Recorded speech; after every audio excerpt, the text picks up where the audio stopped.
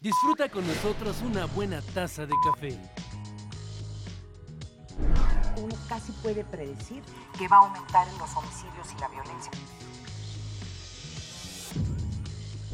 Es que ahí está también hospedado un líder del cártel del Golfo. Entonces realmente iban sobre él. Nuestra cifra negra en periodos vacacionales, si bien ha bajado, no deja de ser significativa. El debate internacional entre Occidente está precisamente basado sobre el tema de la inequidad de ingresos.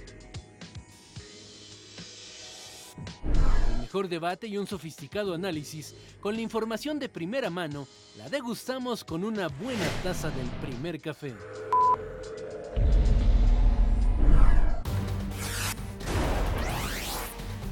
Queda en libertad el exgobernador de Aguascalientes, Luis Armando Reynoso Femat. Reportan grave al diputado federal del PRD que fue baleado en Valle de Chalco. Y presuntamente otro vehículo se le emparejó cuando transitaba por esta avenida y desde esa unidad le dispararon en varias ocasiones. Mañana arranca la Fuerza Rural Estatal en Michoacán. El número de solicitudes de registros para la Fuerza Rural Estatal va en 3.316. Solicita prórroga Jesús Reina García, exsecretario de Gobierno de Michoacán. Secuestro de niñas en Nigeria moviliza al mundo. Protestas terminan en enfrentamientos en Venezuela. Al filo del mediodía de este jueves, un sismo de 6.4 grados en la escala de Richter sacudió a la Ciudad de México.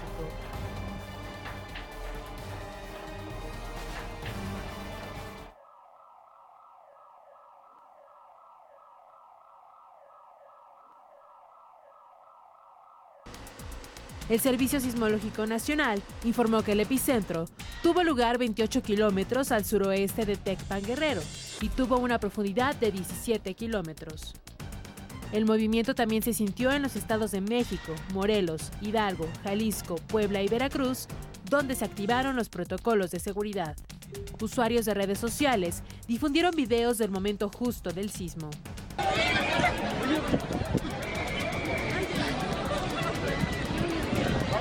Tras el movimiento telúrico, colapsó el puente del Cuajilote, en Tecpan, Guerrero, lugar del epicentro.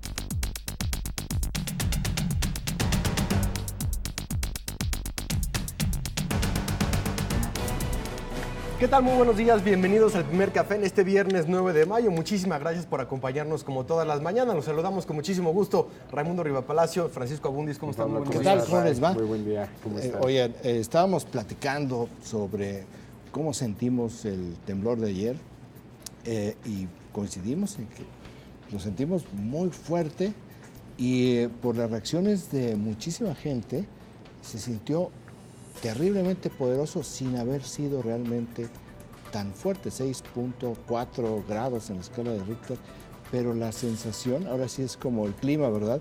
Fue de tanto, pero se sintió como de 10 grados, ¿no? Sí. Muy extraño.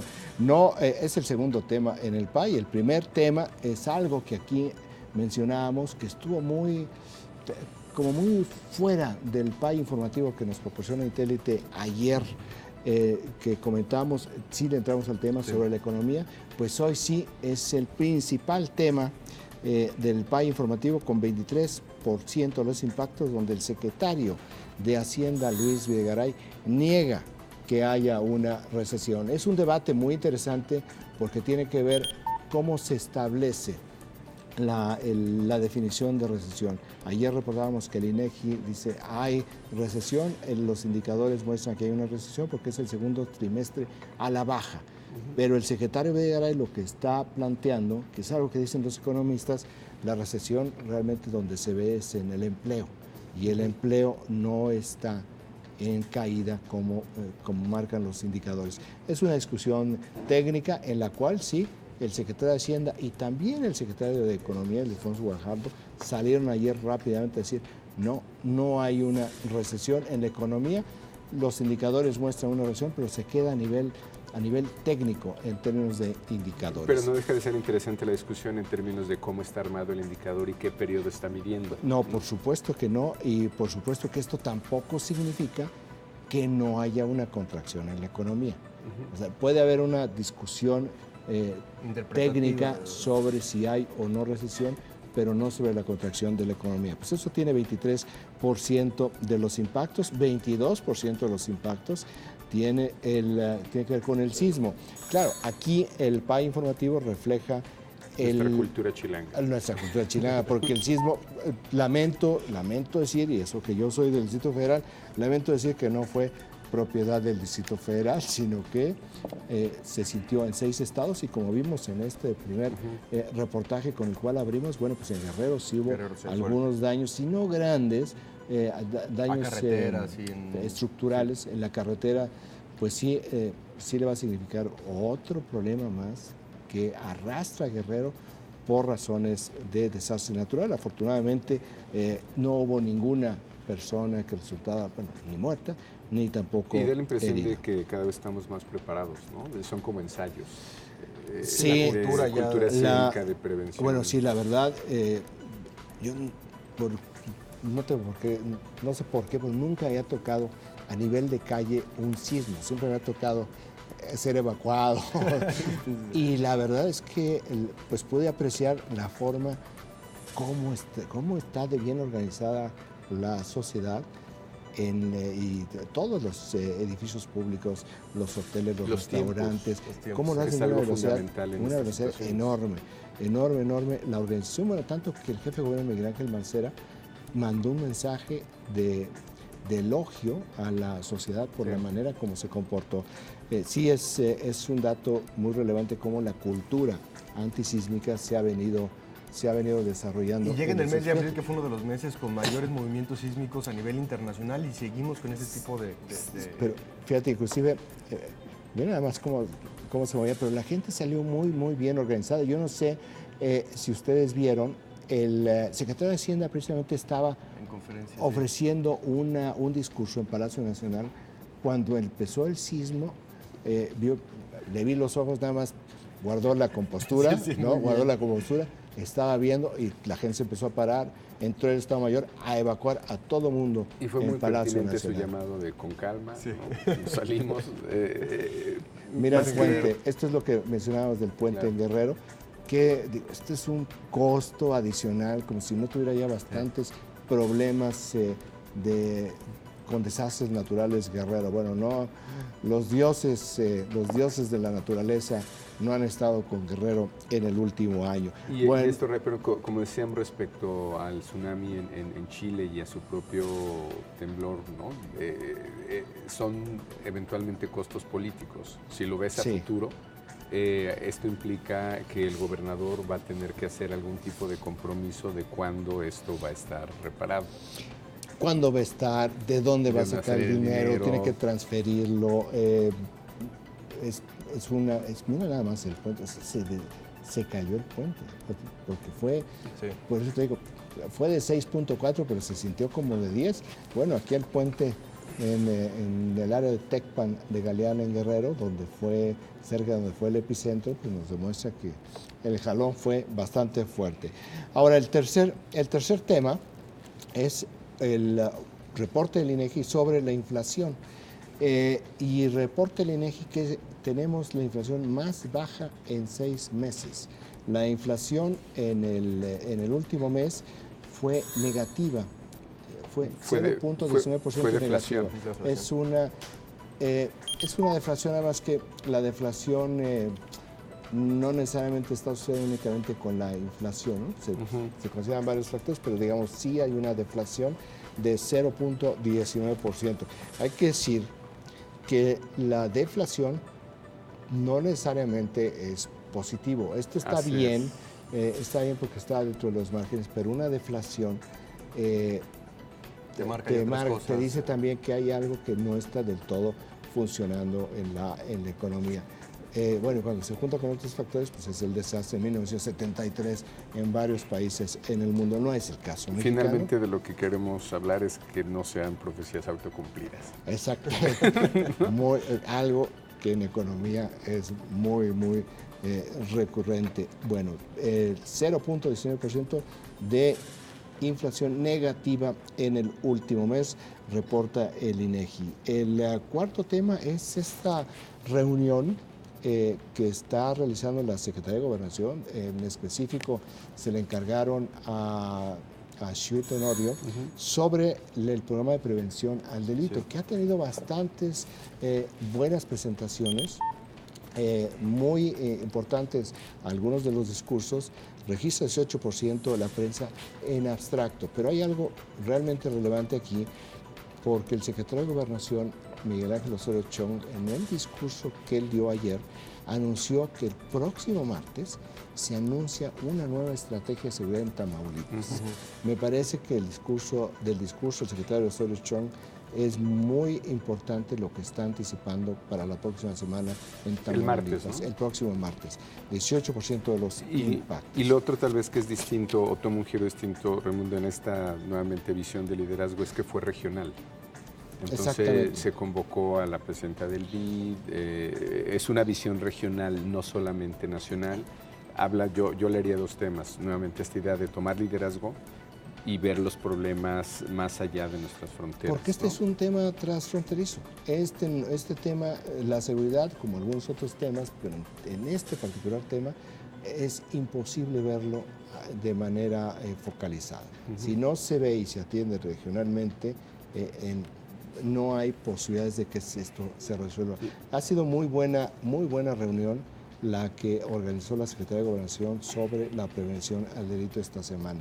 Y el quinto tema, con 17% de los impactos, es relacionado con el exgobernador de Aguascalientes, Reynoso Femat, quien fue detenido por una serie de acusaciones de hace tiempo sobre fraudes en Aguascalientes durante su periodo, y ayer pagó una fianza de 30 millones de pesos. Esto último yo creo que es de las cosas que más impacta a la opinión pública en términos de visión de justicia. Hay un agravio ahí, digo, además por el monto de la fianza, ¿no? Fueron 30 millones. Pues claro, porque cuando dicen pagó 30 millones, ¿y de dónde sacó 30 millones? ¿No? Porque se robó, y entonces paga la fianza, pues ahí se demuestra que sí se robó el dinero, lo cual no es mecánico, ¿no? Las fianzas se pagan con fianzas, se pagan con garantías de propiedades, no se pagan, se depositan ante el juzgado para garantizar de que no se va a escapar.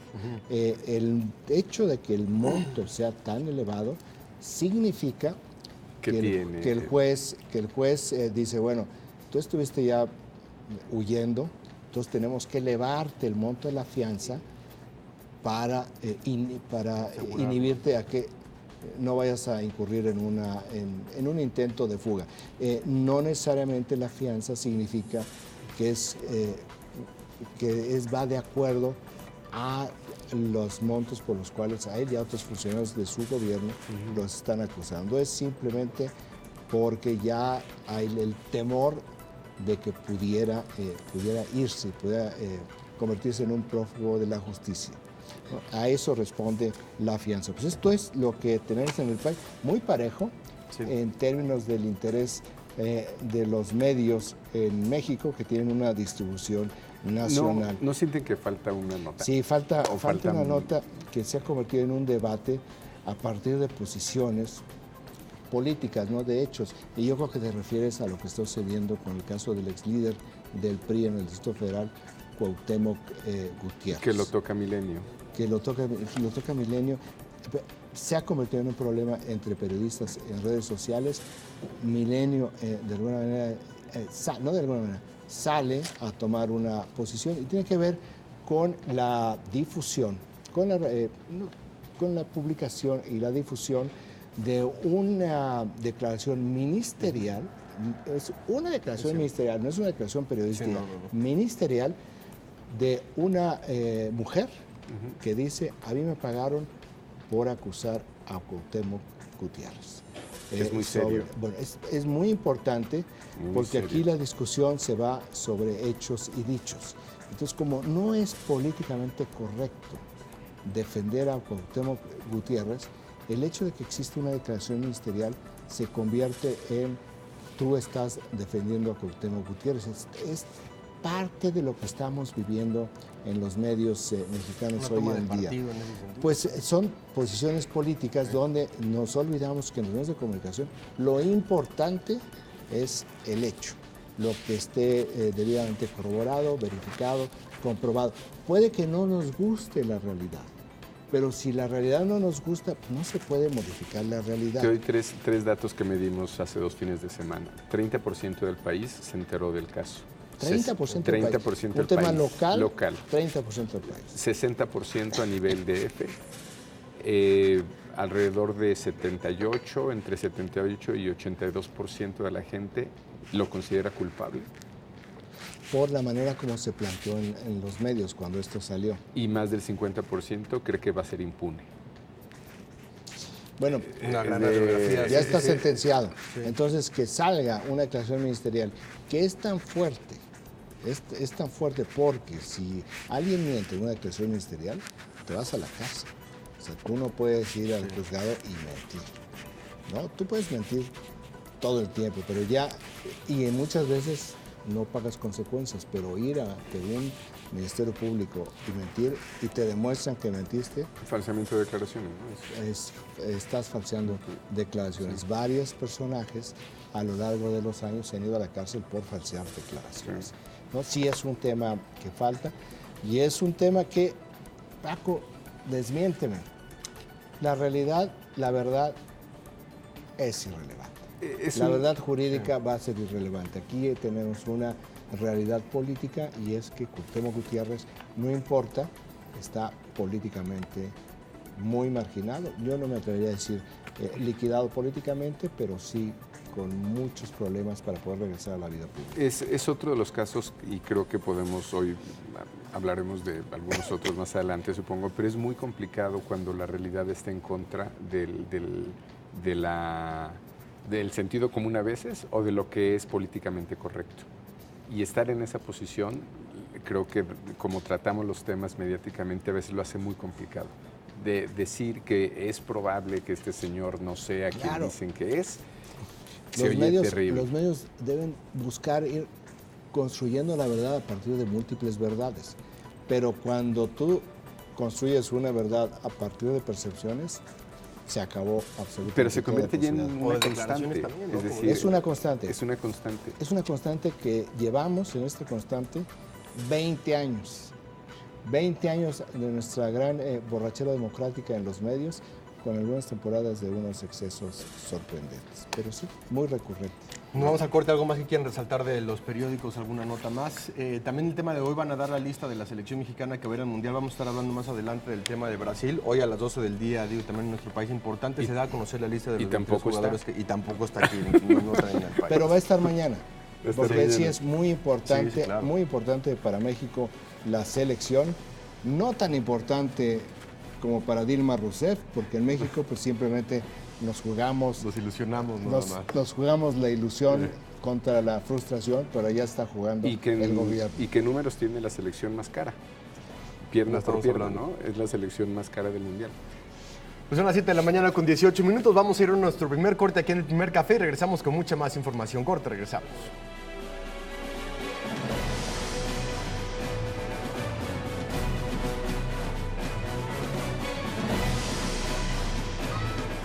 ¿Cómo construir una relación sana con los hijos? ¿Cómo escucharlos, guiarlos y hablar con ellos de manera efectiva, pero con amor? Son algunas incógnitas que resuelve la obra El arte de educar. Sí, claro, que disciplinar, estructurar, darles una solidez, darles límites a los niños porque los niños lo piden. Además, incluir que en esas interacciones, que en esa disciplina, que en esa estructura, venga incluida la paz interior, la curiosidad, la grandeza del niño, su sabiduría, su inteligencia. Desde su experiencia como coach profesional, Alejandra Llamas ofrece reflexiones que ayudan a formar niños sanos, seguros, creativos y empáticos con sus necesidades y las de otros. Considero que esta guía que nos das, más allá de cualquier metodología de educación tradicional es una metodología del corazón, es una guía del corazón, es una guía que te describe, te da ideas. Alejandra tiene una cualidad tan importante en el ser humano, tiene sentido común, tiene hambre de ser una mejor persona, derivada de la cultura del esfuerzo, del hambre del conocimiento, de nutrirse semana tras semana. La obra ofrece herramientas para ser guía y maestro de los hijos, pero también aporta elementos para aprender de ellos. Tenemos ese reto de ser aquello que decimos y pedimos. Podemos usar a nuestros hijos como nuestras grandes aperturas a que nosotros crezcamos, evolucionemos y nos volvemos seres más conscientes. El cuarto libro de Alejandra Llamas está dirigido a las personas que buscan acercarse a sus hijos e impulsarlos a ser mejores. Miguel Arzate, Proyecto 40.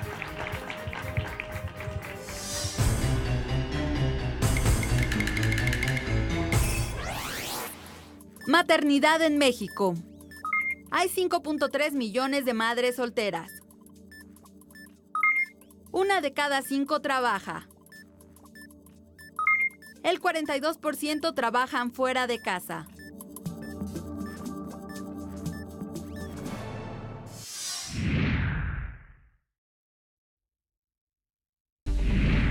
En los últimos días, 2 casos han acaparado el interés de la opinión pública. En el ámbito deportivo, las miradas se han centrado en el argentino Ricardo Antonio Lavolpe, quien fue cesado de su cargo como director técnico de las Chivas de Guadalajara por tener presuntas conductas inapropiadas hacia la podóloga del rebaño sagrado, Alma Belén Coronado. Por lo que la supuesta víctima acudió a la Fiscalía de Delitos Sexuales en Jalisco para presentar una denuncia por acoso sexual. Sin embargo, el fiscal de la entidad, Luis Carlos Nájera, dijo que el delito de acoso sexual no es considerado grave en Jalisco, por lo que Lavolpe difícilmente podría pisar la cárcel. En el terreno político, también se ha comentado el caso del exgobernador de Aguascalientes, Luis Armando Reynoso Femat, quien con una fianza de 30 millones de pesos fue puesto en libertad, tan solo 1 hora y media después de que se le dictara un auto de formal prisión por el delito de peculado en agravio del Instituto de Vivienda del Estado. Reynoso Femat seguirá su proceso judicial fuera de la cárcel. El exfuncionario fue detenido el pasado viernes al salir de una corrida de toros. Al conocerse el hecho, en las redes sociales volvieron a circular las imágenes que muestran las ostentosas fiestas y costosos viajes presumidos por sus 2 hijos. En septiembre del 2011, se hizo público un video producido por Luis Armando Reynoso López, hijo del exgobernador, donde se observa la extravagante fiesta que realizó con motivo de su cumpleaños número 26.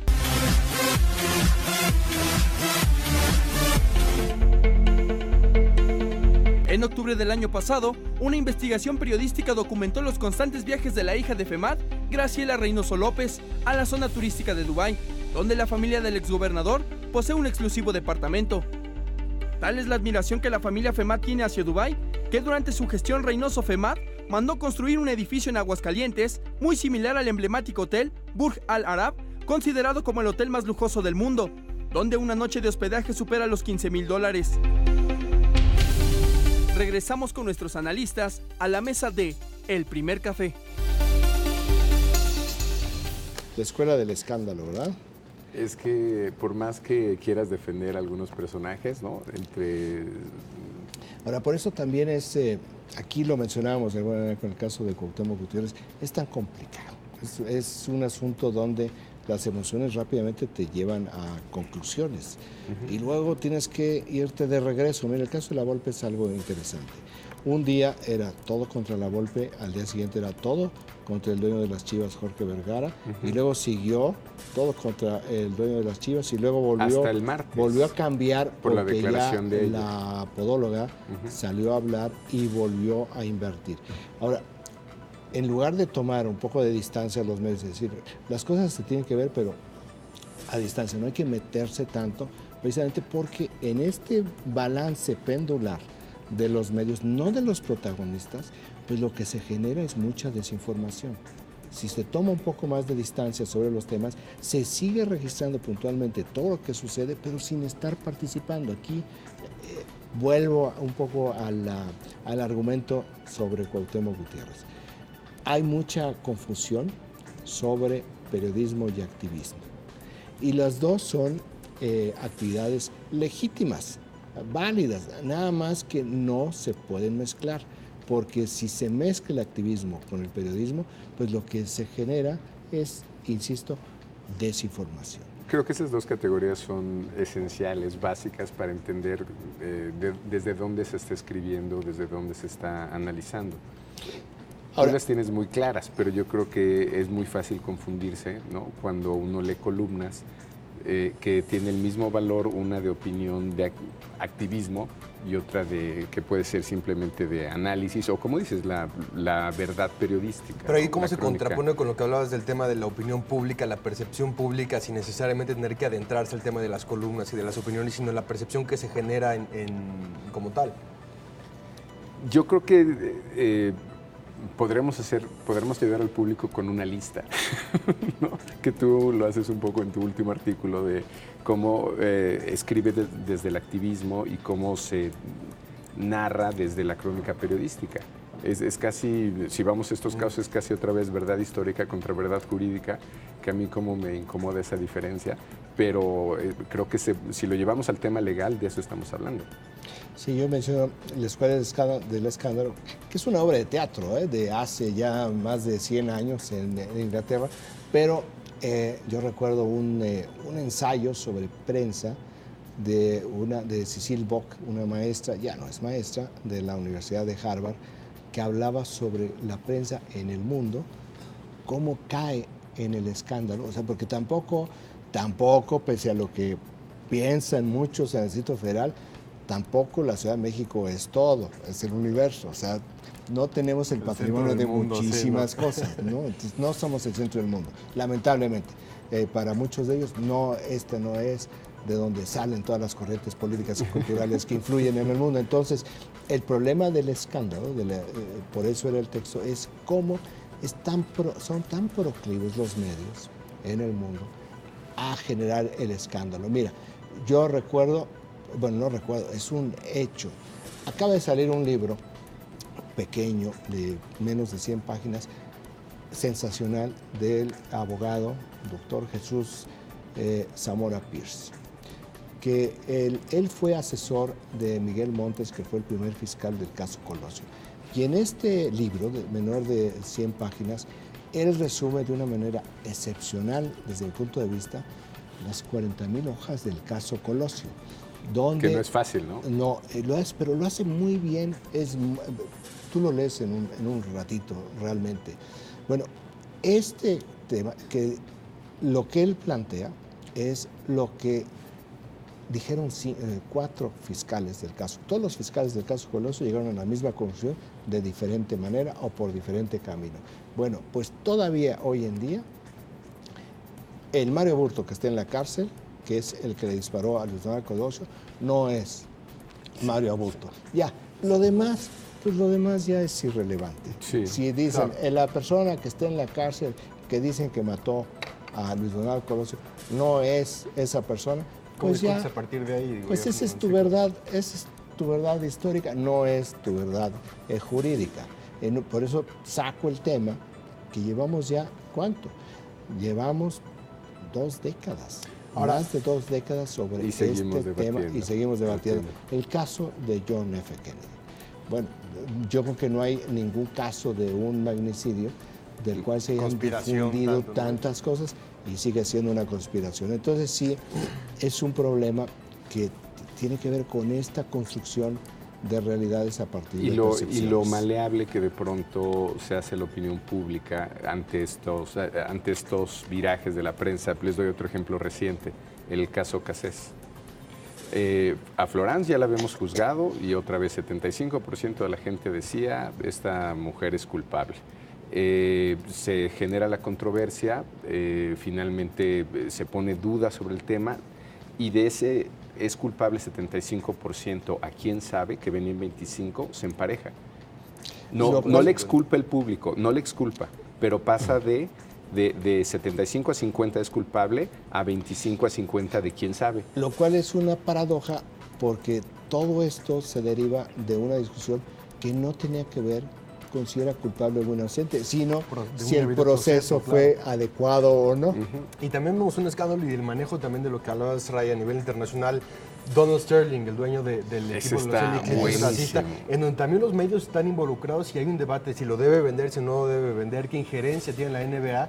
Y creo que ahí están de activismo en la prensa de Estados Unidos sobre el tema. Y la columna de ayer del LA Times, donde cuestionan si ahora que su mujer quiere pasar a ser la dueña, si se vale o no se vale, o no es también cómplice, ¿no? O igual de racista que el dueño. Exacto. ¿No? Entonces, pero ya te metes en el análisis del tema. Que ayer había una mesa en CNN, ¿no? Y el cuestionamiento es, ella tampoco puede ser dueña del equipo porque escuchaba todo el día los mismos comentarios racistas que su esposo. Es un cuestionamiento por ósmosis es racista, ¿no? Exacto. Aunque ya le sacaron una declaración también a ella. Pero ese es el tema de la polarización y también algo que creo que se está anidando ya finalmente, que sucede en el mundo, que al final no es malo, nada más que hay que tener una curva de aprendizaje y maduración, que es el conflicto en los medios, que los medios empiecen a hablar sobre los medios. Es la única posibilidad de autorregulación. Vamos con más información. Durante los últimos días, cientos de habitantes de Morelos han salido a las calles para exigir mayor seguridad. Vamos a conocer la historia. La inseguridad ha generado la movilización de cientos de personas en Morelos. El asesinato del catedrático Alejandro Chau Barona y su esposa Sara Rebolledo provocó que el pasado martes estudiantes de la Universidad Autónoma del Estado salieran del campus Chamilpa con dirección hacia las instalaciones de la Fiscalía General del Estado. En una marcha silenciosa, los inconformes pidieron el esclarecimiento del caso. A este llamado se sumaron más personas, entre ellos el escritor Javier Sicilia, quienes el pasado miércoles tomaron las calles de la entidad para exigir mayor seguridad en el Estado. En las redes sociales también se expresaron muestras de apoyo a esta movilización. En Twitter, los hashtags Todos Somos Chao, Alejandro Chau y Cuernavaca Indignada fueron de los más publicados. El rector Alejandro Vera Jiménez aseguró que la violencia que impera en la entidad es escandalosa. Por eso, hizo un llamado a la sociedad y el gobierno para impulsar un verdadero Estado de Derecho. Regresamos con nuestros analistas a la mesa de El Primer Café. Bueno, y para comprender el impacto que el Internet puede tener en hechos como estos, tenemos aquí en la mesa del Primer Café a Alejandro Encinas, especialista precisamente en redes sociales. Alejandro, ¿cómo estás? Muy buenos días. Pues muy bien, muchas gracias por la invitación al Primer Café, aunque para ser sinceros ya es el segundo o el tercero de la mañana. Más vale, más vale. Te podemos llamar senador. Para que vengas muy prendido, Alejandro. A ver, platícanos sobre este fenómeno que ayude a nosotros y a nuestro auditorio, a una buena parte del auditorio, también entender estos fenómenos, estas dinámicas y estas lógicas que a veces no parecen tan lógicas. Pues sí, digo, Alejandro Chau y Sara Rebolledo eran catedráticos muy queridos, muy respetados entre la comunidad de los morelenses. Y bueno, lo interesante aquí en el comportamiento de las redes es ver cómo nuevamente en una entidad en donde surge el movimiento por la paz con justicia y dignidad, nuevamente es el epicentro de un llamado a la movilización para poder vivir en paz. Y es precisamente en las redes sociales donde surge este llamado, es convocado por la cuenta oficial de la Universidad Autónoma del Estado de Morelos y también por los estudiantes secundando al rector, algo totalmente extraordinario en el caso de la universidad. Pero lo interesante es ver cómo se hace viral y de pronto los reclamos que están en las redes sociales migran a las calles y bueno, las calles de Cuernavaca se tiñen de blanco y gente marchando, bueno, a ojo de buen tuitero, algunos tuiteros calculan 80,000 personas, las autoridades calculan alrededor de 20,000, pero lo cierto es que nuevamente las redes sociales es el espacio en donde se está convocando, se está tomando conciencia y vemos una sociedad mucho más participativa. Podemos hablar entonces de que, bueno, aunque hay mucho pesimismo y de que las redes nada más son mentadas y todo esto, también hay otro rostro de las redes que es este de la movilización y de esta capacidad de transitar de este mundo online al mundo offline y que tenga repercusiones en las calles. En el tema de la importancia de las movilizaciones, ¿viene a partir de una causa o de un acto específico o tiene que ver más con el tema de cómo organizar y cómo saber precisamente llegar a las audiencias vía redes sociales o tiene que ver con la causa más bien?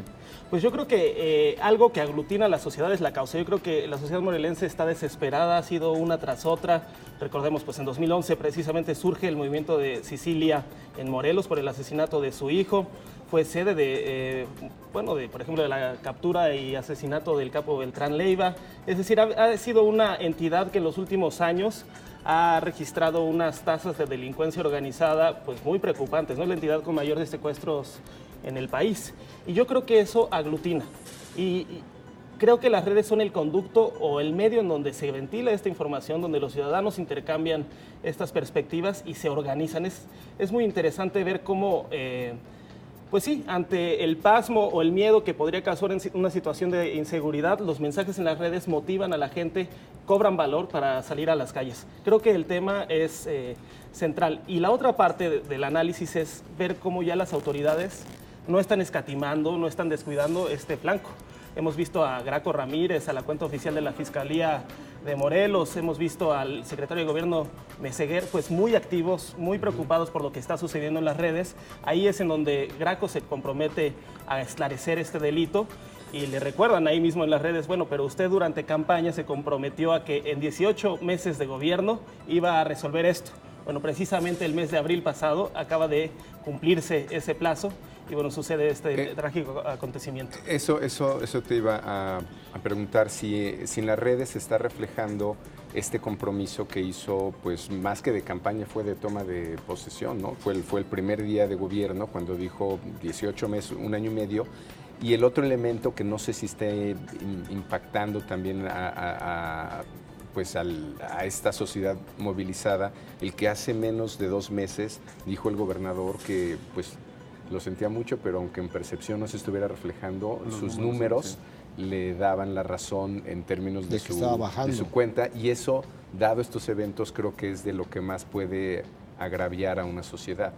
Bueno, dicen que está disminuyendo, efectivamente, bueno, tú conocerás bien de las cifras, de las estadísticas, pero definitivamente en materia de percepción la gente sigue creyendo que la delincuencia está a un nivel pues extremadamente preocupante, y ellos se han ido por la hipótesis de que es un hecho aislado, que no está vinculado con una situación de inseguridad ni de presencia del crimen organizado, sino que es un hecho aislado en donde 3 extrabajadores, uno de ellos menor de edad, pues como un ajuste de cuentas motivados por el despido de uno de ellos, intentan asaltar la casa de sus antiguos patrones y posteriormente, cuando son descubiertos, pues acuden al asesinato de una manera brutal.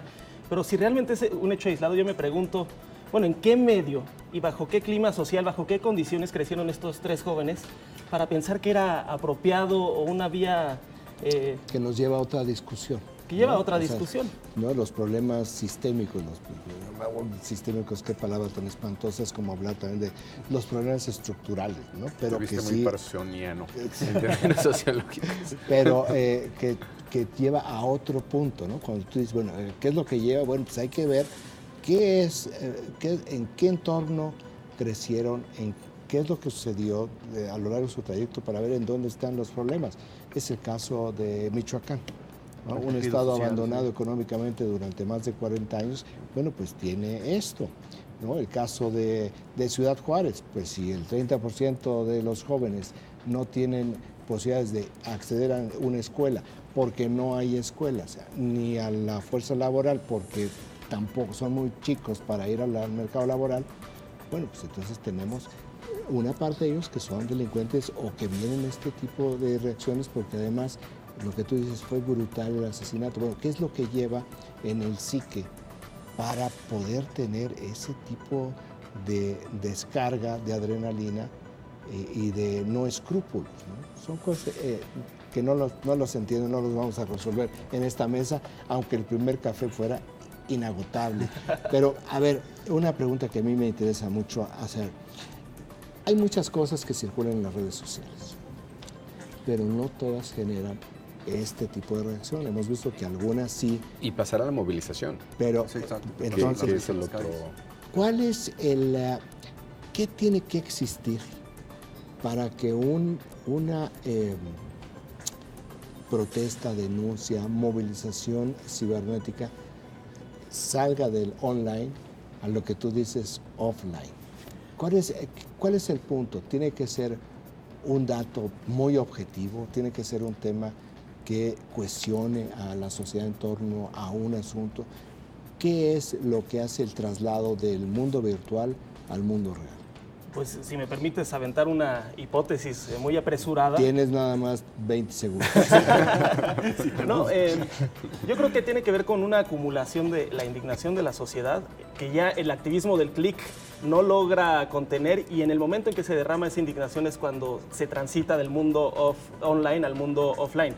Si nos damos cuenta cuáles han sido los movimientos exitosos alrededor del mundo que han surgido a partir de las redes sociales, pues todos podemos denominarlos como los indignados, ¿no? El caso de la primavera árabe, Occupy Wall Street, el caso de los indignados en España, y también aquí el movimiento Yo Soy 132, pues tienen este común denominador de que hay una indignación que no puede ser contenida solo en 140 caracteres. Pero los movimientos ya acabaron, y de esos movimientos ya nos acordamos muy poco más allá de los 2 o 3 meses que duraron. O sea, esa es la permanencia también que tienen dentro de las redes. Pues yo no sé si hayan acabado, no me apresuraría a eso. Yo creo que son más bien de carácter intermitente y que van a estar... van y vienen. Van y vienen, sí. Yo creo que va a ser la próxima tendencia. Es interesante el concepto. Todo aquello que es tan fuerte que 140 caracteres no lo detiene. No lo detiene.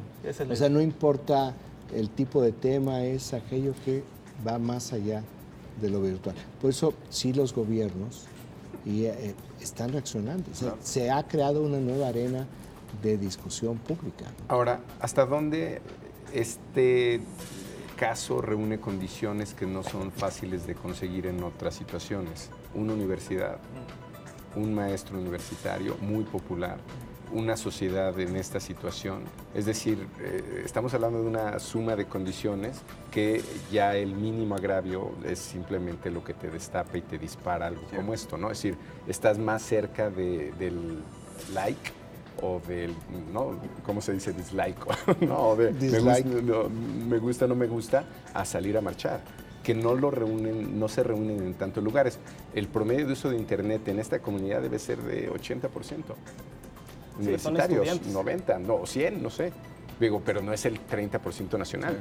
No, ya para que el rector de una universidad pública se ponga de acuerdo con los estudiantes y salgan al unísono a marchar y, bueno, posterguen sus diferencias, pues ya es algo que te habla de una situación extraordinaria.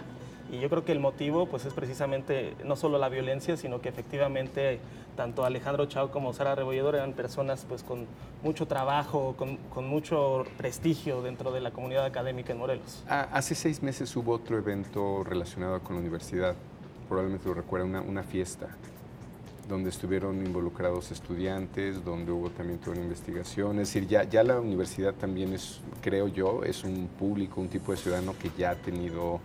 ¿Fue el tema de la alberca y del vertido de ingredientes o no es esa fiesta de la que hablas? Una que echaron hielo seco a la alberca y eso, ¿o no? No, este es un asalto durante una fiesta. Okay. Entonces se metió gente armada a la fiesta, secuestraron la fiesta por un rato, sí. ¿No? Es decir, ya es una comunidad que ya había sido... Está muy sensible, se siente afectada, ¿no? Entonces quizás ayuda a una condición adicional a este fenómeno.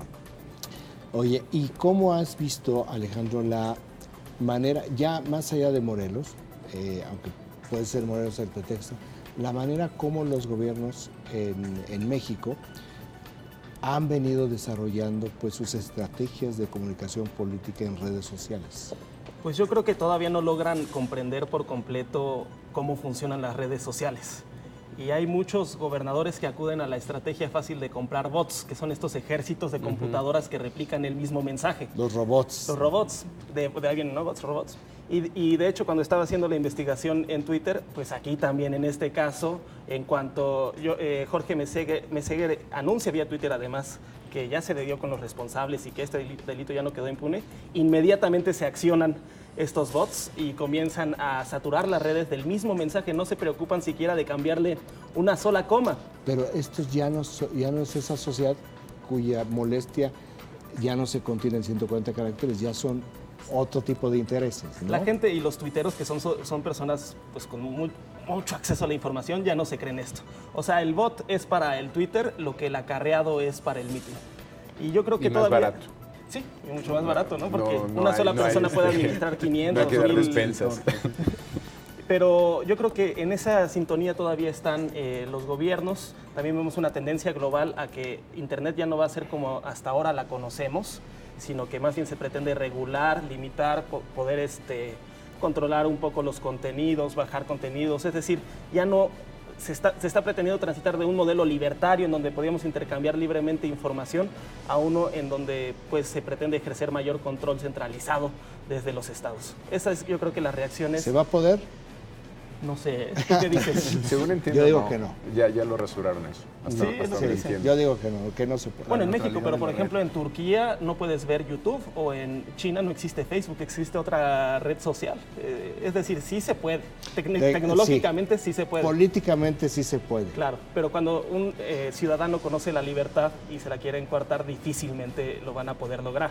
Y ya vemos la capacidad de reacción que se tienen en las redes sociales. Pues Alejandro Encinas, muchas gracias por habernos acompañado en el primer café con este tema tan interesante. Como bien dices, que tiene mucho que dar y que apenas estamos conociendo este monstruo en las redes sociales. No, pues muchas gracias, aquí espero que sea el primero de muchos. Esperemos que sí. Gracias Alejandro Encinas. Nosotros vamos a un corte aquí en el primer café y regresamos.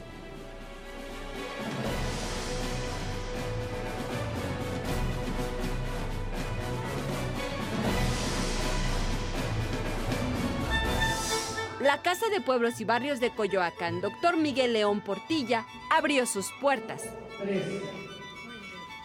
Estamos rescatando la historia, la tradición, rescatando la comunidad, y pues hoy está el gobierno delegacional muy honrado de que el doctor Miguel Portilla se encuentre aquí con nosotros, porque es parte del rescate tradición de México. Esta casa albergará una copia del Códice de Tributos de Coyoacán, cuyo original está en España.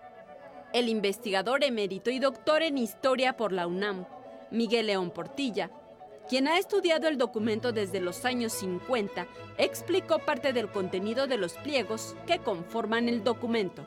Tasar era fijar el monto de los objetos, de las cantidades que se iban a pagar. Y como abajo, unas ruedas con una especie de cruz. Ese era el grifo para indicar la moneda. De manera que ahí dice cuántas monedas se entregaban. Cuando tienen puntos son unidades, cuando tienen unas como banderitas son veintenas. Además, esta casa ofrecerá actividades asociadas a la historia, la cultura y la artesanía de los pueblos originarios de Coyoacán. Proyecto 40.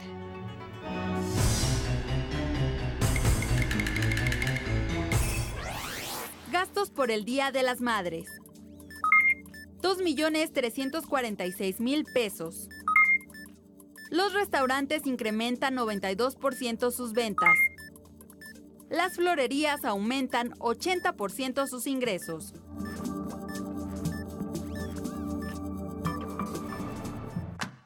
A unos días de que inicie Brasil 2014, autoridades de este país han admitido que algunas obras contempladas para este evento deportivo no serán utilizadas ya que los trabajos no terminarán a tiempo. Muestra de ello es el esqueleto de metal que serviría como sede de los medios internacionales.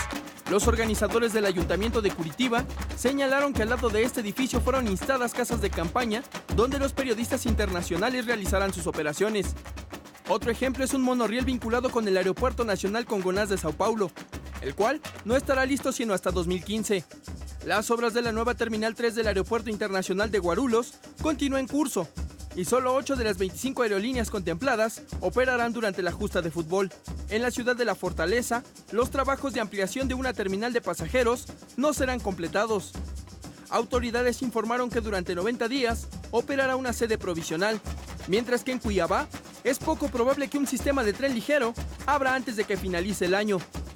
Regresamos con nuestros analistas a la mesa de El Primer Café.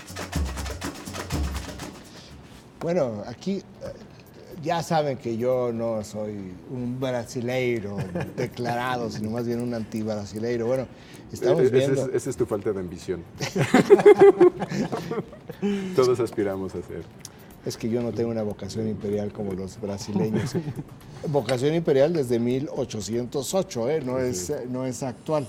Ahora, estamos viendo este desastre de la infraestructura, sí, ¿verdad? ¿Cómo lo explican algunos brasileños lo que ha sucedido? Que los gobiernos municipales demoraron mucho los permisos para las obras. ¿Qué es lo que anunció el gobierno de Lula cuando les dieron la sede del Mundial de Fútbol? Dijo, el ministro del deporte dijo, vamos a presentar un Brasil absolutamente del siglo XXI, moderno, innovador, como nunca antes lo han visto ustedes. Y Lula dijo, va a haber 70 proyectos de infraestructura. Bueno, 70 proyectos de infraestructura pues, es una maravilla para el país, porque para eso también, eso sirve como detonador este tipo de eventos. No es únicamente un evento deportivo, sino también ayuda muchísimo. En la infraestructura, bueno, pues en la Ciudad de México el metro, ¿no? Las Olimpiadas del 68 fueron el metro. Aquí eran 70 proyectos. Bueno, de los 70 proyectos hay 3. Solamente 3 de infraestructura, es decir, que iban a beneficiar a la gente. En la parte deportiva, y aquí voy a lo que mencionaba de los gobiernos municipales, demoraron los permisos. ¿Por qué razón? Para evitar que se hicieran licitaciones y llegar hasta el final para hacer adjudicaciones directas. ¿Por qué adjudicaciones directas? Por un asunto de corrupción. Porque las constructoras que entraron en las adjudicaciones directas son las mismas constructoras, en varios casos, que han trabajado con los gobiernos municipales. Entonces, tenemos un problema que no se ve. Estamos viendo las demoras, pero no es una demora porque son unos flojos. O sea, ese no es el tema. Es un asunto de burocracia y de corrupción en algunos de estos casos. Y lo otro, de una terrible falta de planeación. Y también bueno, no nos vamos a meter en más detalles que son demasiados matices, pero sí es la planeación, que es un problema central en los gobiernos brasileños, la corrupción. Un problema de región, ¿no? Que es un de problema, región 4. que es un problema endémico de Brasil. Brasil está permanentemente envuelto en escándalos de corrupción gubernamental. Eso te iba a decir. Cambian los temas, pero sigue siendo la corrupción. Se han querido salir de ese tema desde que salió Lula, pero no se pueden salir del tema de corrupción. Y yo creo que este mecanismo al que te refiero que utilizaron, que además recuerdo que cuando venías regresando de Brasil lo tenías muy claro, al día siguiente salió un reportaje en BBC sobre la corrupción en Brasil y los problemas para terminar la obra. Y aquí estamos viendo el mecanismo. Estos detalles sobre que se quedan cortos frente a lo que se ve. La parte de la corrupción que mencionas, lo de Lula. ¿Cuál fue el problema de la corrupción de Lula? Porque aquí viene con algo actual. Que compraban votos. O sea, Lula fue un presidente muy exitoso. Lula no tuvo un pacto por México, pero pasó muchas reformas. Muchos años después, ya Dilma Rousseff presidente, estalla el escándalo hace 2 años del famoso mensalao. El famoso mensalao es la mensualidad, y era como el gobierno de Lula pagaba una mensualidad a los diputados de oposición para que votaran sus reformas. Bueno, este es un escándalo. Va a la cárcel el jefe de la Casa Presidencial, un tipo muy brillante, exguerrillero, que vivió en México, José Dirceu, quien hoy en día está en un sistema preso en Brasil, a donde solamente va a dormir en las noches por no es algo irregular, no es algo ilegal. En el día sale y regresa a la cárcel a dormir. Ahora, en el día, él lo acaba de publicar la prensa brasileña, él trabaja en un hotel. Nada más que el nivel salarial de ese hotel es un nivel salarial que ya quisieran ejecutivos de las empresas. Entonces están diciendo, ¿por qué están ganando este dinero? Pues que creen que los dueños del hotel fueron constructores beneficiados en el gobierno de Lula. Es decir, todo tiene una circulación y hay una impunidad. Hay ahorita un tema de Petrobras, de corrupción de Petrobras. Que esa es una diferencia, rescatando nuestro tema nacional con Pemex, ¿no? Allá los escándalos sí llegan hasta arriba. Bueno, por un escándalo de Petrobras, que empezó en Petrobras, cayó un presidente, Fernando Collor de Mello. Y Fernando Collor de Mello, hablando sobre la impunidad, ¿qué creen? Pues es senador. Y su familia sigue controlando un departamento completo, un estado completo en Brasil, donde tienen todo tipo de concesiones. Él se fue a la cárcel por corrupción y es senador. José Sarney, otro expresidente metido en asuntos de corrupción, su hija, es senador vitalicio, y su hija gobierna un estado que, por cierto, en términos de indicadores sociales y de delincuencia, es el peor estado de Brasil. Estamos ya en tiempo, que es una discusión que va a dar mucho más la próxima semana. Y antes de ser presidente nada más, fue acusado de haber ganado la tercera elección a Lula en un tema también de fraude electoral. Nada más para... Y lo ligado que está el éxito deportivo a la Dilma Rousseff, ¿no? También el futuro político, pero ya lo platicaremos. Final de Dilma Rousseff puede ser el cuarto partido de Brasil. Gracias. Nos vamos, Paco. Muchas gracias, Raimundo. Muchas gracias. Buen fin de semana. Nos vemos aquí el lunes a las 7 en punto en el primer café. Que tenga excelente fin de semana. Muchas gracias por vernos.